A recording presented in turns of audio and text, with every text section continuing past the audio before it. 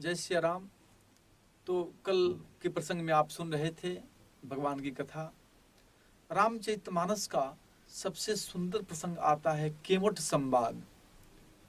गोस्वामी जी महाराज केवट के प्रेम को देखा तो उन्होंने लिखा अपने सुंदर अक्षर से। केवट का वात्सल्य जो है, केवट का जो प्रेम है प्रभु के प्रति, कहा गया कि to love is not of child many people give ails. प्रेम करना कोई बच्चों का खिलवाड़ नहीं है। इस संसार में जिसने भी प्रेम किया है प्राणों की आहुति देनी पड़ी। सोचिए, जिनके चरणों से गंगा जी निकली हैं और वही परमपिता परमेश्वर, वह दुनिया के मालिक, नदी के किनारे खड़े होकर के नाव को मांग रहे हैं। और गोस्वामी जी ने लिखा रामचरितमानस में, मांगी नाओ ना केवटु आना, कहीं तुम्हार मरम में जाना। केवट जात का मल्लाह प्रभु के कौन से मरम को जानता था। सोचिए, जिस मुनि, बड़े बड़े ऋषि, बड़े बड़े ज्ञानी, बड़े बड़े ध्यानी, बड़े बड़े संत महात्मा भी उस परम पिता परमेश्वर के मर्म को नहीं समझ पाए, वह मर्म को केवट कहता है कि प्रभु मैं आपके सारे मर्मों को जानता हूं। यह आपका दोष नहीं है, आपके चरण का भी दोष नहीं है। चरण में जो रज है उसका प्रभाव है। मैं मानता हूं कि चरण का रज पड़ा पत्थर पे तो अहिल्या गौतम ऋषि के श्राप के कारण जो पत्थर बन गई थी, जब आपके चरण का रज पड़ा तो पत्थर जैसा कठोर नारी का रूप ले लिया। तो जरा सोचिए प्रभु कि मेरी नाव काठ की है, उसमें भी काठ बहुत, पत्थर के अपेक्षा काठ बहुत कोमल होता है, वो भी पुरानी है प्रभु, बहुत दिनों की नाव है, पानी में रह करके जल खा करके बहुत कमजोर हो गई है। सोचिए कि अगर आपका चरण का रज मेरे नाव पे पड़ गया तो कौन सा मुंह लेकर के घर जाऊंगा। एक तो पत्नी घर में पहले से विराजमान है, दूसरी पत्नी जब आपकी चरण के रज से मेरी नाव नारी बन जाएगी तो सोचिए क्या हाल होगा, मेरा घर में झगड़े के कारण होगा। प्रभु कहिए तो मैं आपको अगले घाट पर था दिखा देता हूं।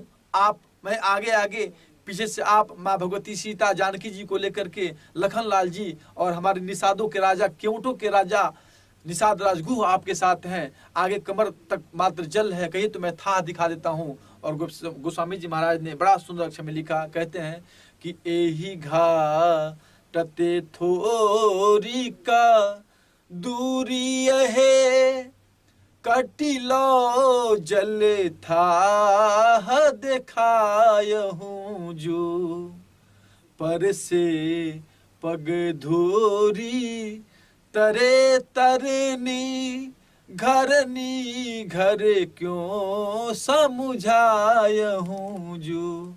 गोस्वामी अब लंबना और कछु, लड़का के ही भांति जियायहूं जो, बरुमा रिया मोही बिना पग धोए, है नाथ ना नाव चढ़ायहूं जो। कहता है केवट के प्रभु, जब तक आपके चरण को मैं धोऊंगा नहीं तब तक आपको नाव पे नहीं बैठाऊंगा।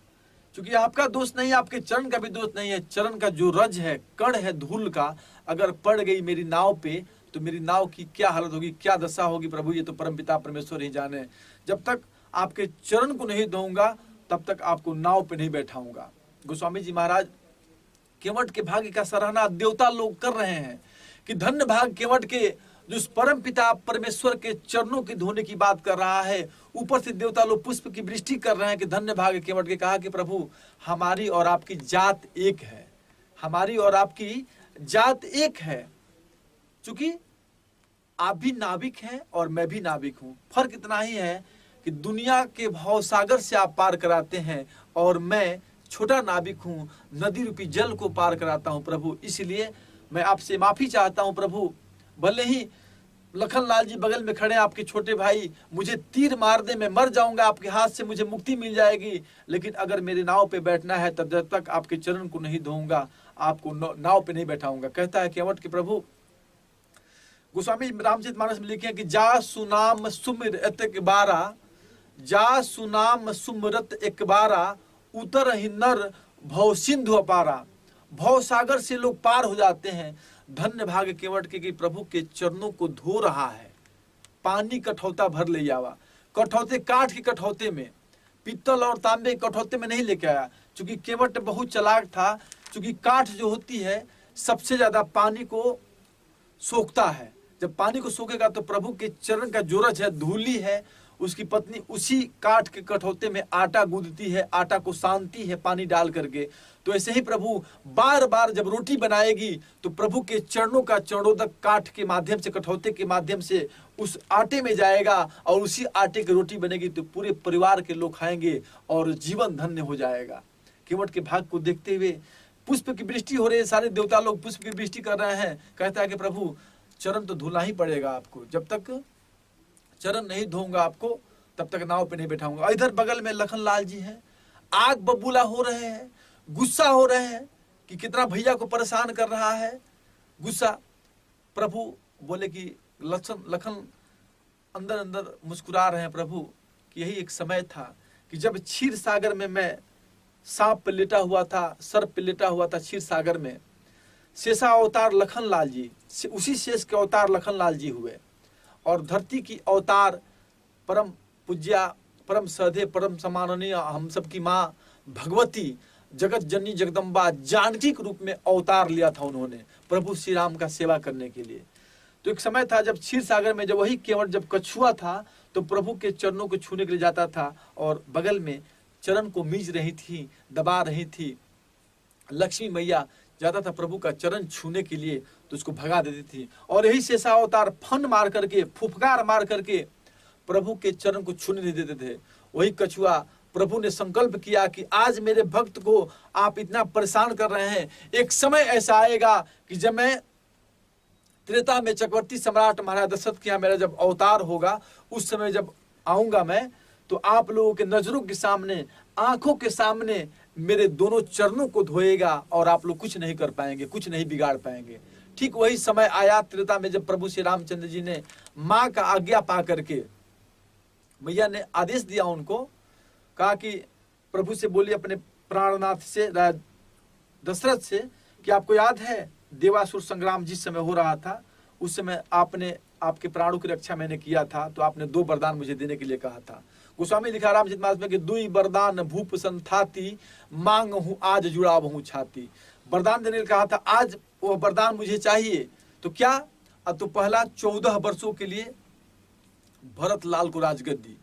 चक्रवर्ती सम्राट ने कहा कि ऐसा ही होगा। क्या बात है, राम की जगह मेरे भरत ही बन जाए, कोई फर्क पड़ने वाला नहीं है, कोई फर्क पड़ने वाला नहीं है। अरे चारों बेटे मेरे प्राणों के आधार हैं, चौथे पन पाई सुतचारी। बुढ़ापे में जिस समय राम का जन्म हुआ था उस समय अध्यात्म रामायण के हिसाब से 65,685 बरस के चक्रवर्ती सम्राट महाराज दशरथ थे। कितना? 65,685 बरस के। सोचिए उस समय त्रेता में लोग 1 लाख वर्ष तक उनकी आयु थी। तो माता का आदेश हुआ। दूसरा वरदान क्या मांगा उन्होंने? दूसरा वरदान उन्होंने मांग दिया कि तापस बेस विशेष उदासी, 14 बरस राम बनवासी। तापस बेस, तपसी का भेष, विशेष, बी उपसर्ग लगा है, शेष यानी कि शेषावतार लखन लाल जी, और उस उदासी यानी कि उस परम पिता परमेश्वर की दासी यानी कि साक्षात सीता। केवल राम का वनवास नहीं मांगा, राम के साथ साथ लक्ष्मण का और जानकी का भी वनवास उन्होंने मांग लिया, सीता का।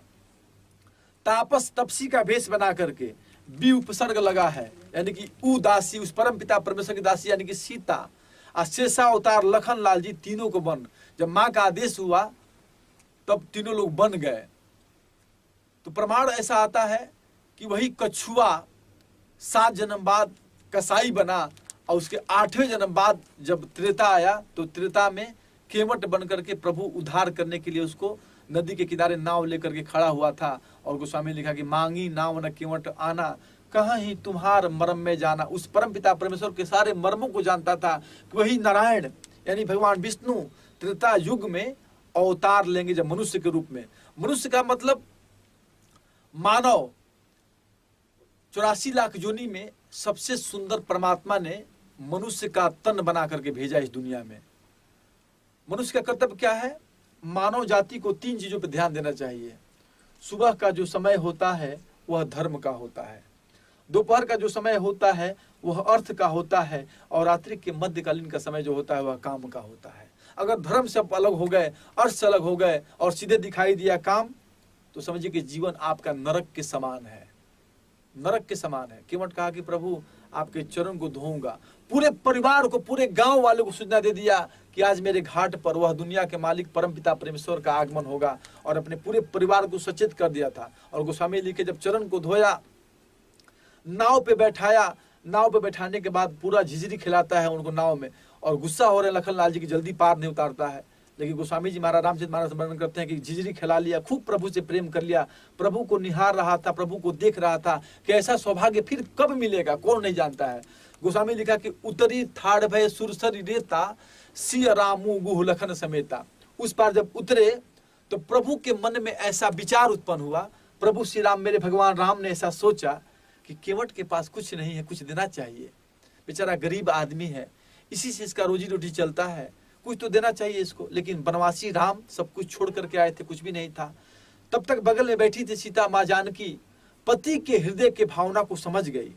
देखिए पत्नी को ऐसा ही होना चाहिए। अपने यहाँ 2 तरह की पत्नी होती है, एक पत्नी जो पति को पतन के मार्ग पर लेके जाती है, और दूसरी पत्नी जो पति को धर्म के मार्ग पर लेके जाती है। तो गोस्वामी जी का कलम उठाओ लिखते हैं कि पिया हिया की सिया जान निहारी, मनी मुदरी मन मुदित उतारी। माँ जानकी ने अपने पति यानी मर्यादा पुरुषोत्तम भगवान श्री रामचंद्र जी के हृदय के भाव को समझ गई, और अपने हाथ से मणि अंगूठी निकाल करके और प्रभु के हाथ पर रखती है कि प्रभु केवट को यह दे दीजिए। केवट को प्रभु श्री रामचंद्र जैसे हाथ बढ़ाया देने के लिए, चरण में गिर गया, कहा कि प्रभु आज नाथ न काह न पावा, मिटे दोष दुख दारिद्र दावा। वह दुनिया का सारा संपदा वैभव धन मुझे प्रभु प्राप्त हो गया, अब मुझे क्या चाहिए? कुछ भी नहीं चाहिए प्रभु। जिस मालिक का मैंने चरण धोया, उस परम पिता परमेश्वर का, आपका सर, आपका हाथ मेरे सर पर था। प्रभु परमपिता परमेश्वर का हाथ अगर जिसके सिर पे पड़ जाए, उसके भाग्य का क्या सराहना कर सकते हैं। कहा कि महाराज प्रभु मुझे कुछ नहीं चाहिए, बस इतना ही दीजिए कि आए तो आप मेरे दरवाजे पे आए हैं, मेरे घाट पर आए हैं, जब समय आएगा, जब मैं आपके यहाँ आऊंगा प्रभु, तो आज जैसे मैं आपको पार लगा रहा हूँ, उसी तरह से भव सागर से आप प्रभु मुझे पार लगा दीजिएगा। और केवट कहा कि प्रभु कुछ नहीं चाहिए मुझे, बहुत काल में कीन मजूरी, आज विधाता दिन बल भूरी। केवट का भाग्य है। जय सिया राम, हरि ओम।